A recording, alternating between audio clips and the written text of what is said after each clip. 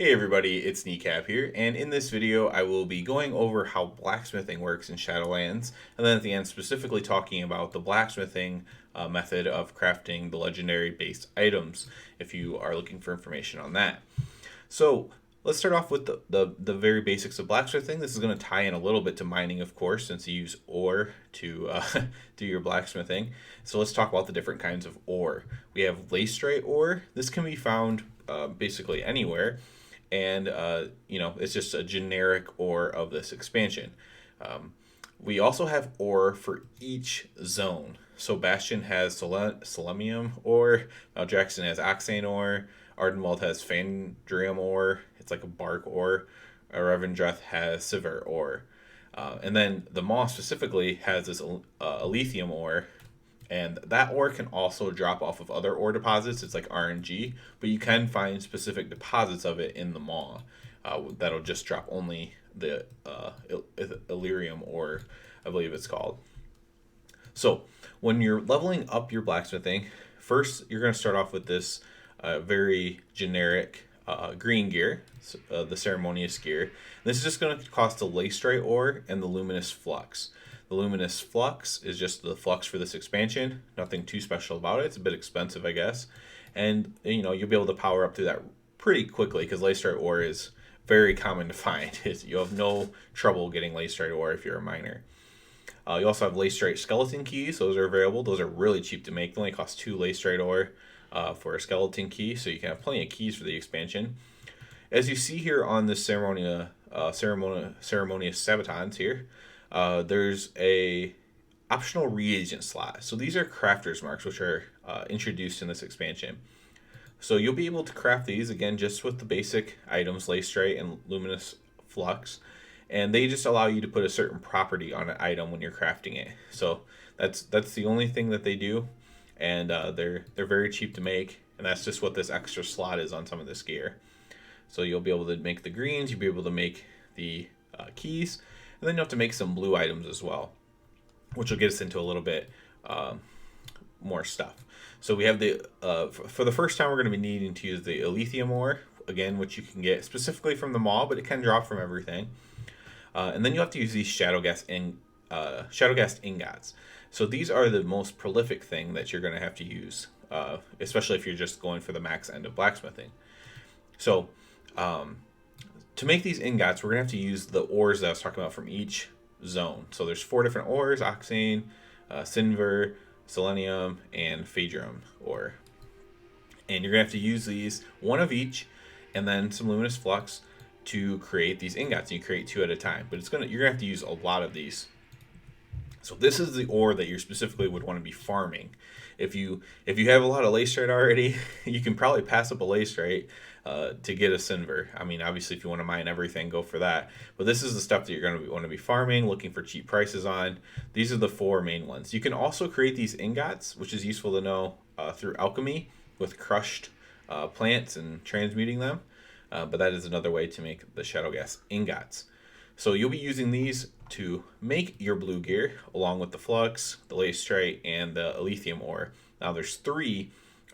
There's increased item level, mark, there's secondary, and then there's 2 secondary stats that you can choose your secondary stats essentially on these if you really wanted to, but they're only 151, so it's actually not entirely too helpful because even after you ding, you'll probably be higher item level than that, or at least close to it. So it's not entirely helpful item level wise. Once you hit 110 in blacksmithing, which you'll have to do with the things we just talked about, basically the shadow steel breastplate will be the thing that you, or maybe it's the legards that the greaves, the shadow steel greaves will be the final thing that you're crafting to hit 110. Now, if you're level 60 and you've found some of your legendary patterns already, you can talk to the guy at the top of Torghast, the rune carver or whatever his name is, that's chained at the top of Torghast. If you've turned in legendaries, you know who I'm talking about. And he will be able to send you on your path to learn the Shadowgas stuff. Now, this is where we start talking about the legendary stuff, like the end game stuff that you'll need to craft, or you don't have to craft it, I suppose. But if you're going to be really getting into your blacksmithing, you'll probably want to craft some of these, or craft your own at least. So to So then these are just base items. So they start off at 175, and that'll be a legendary item. And this is just for rank 1. And these rank up in a very specific way, which I'll talk about as well. So these cost ingots. They cost flux, which are sold by vendors. They cost boreal shards. It's weird when you read something a lot, but you don't say it out loud. Or boreal shards. They cost boreal shards that you can purchase from a vendor. I'm just gonna call them orb shards or something. That's really hard to say. And you can buy those from the vendor as well. The same vendor next to the mining and blacksmithing trainer can sell those as well. They also are sold by like the jewel crafting vendor, probably almost every vendor. The enchanting vendor probably sells these as well, or boreal shards. And then the last thing you'll need is these enchanted Elysium bars. So for these, enchanters can make these. I don't think any other profession can make them. I guess I could be wrong there.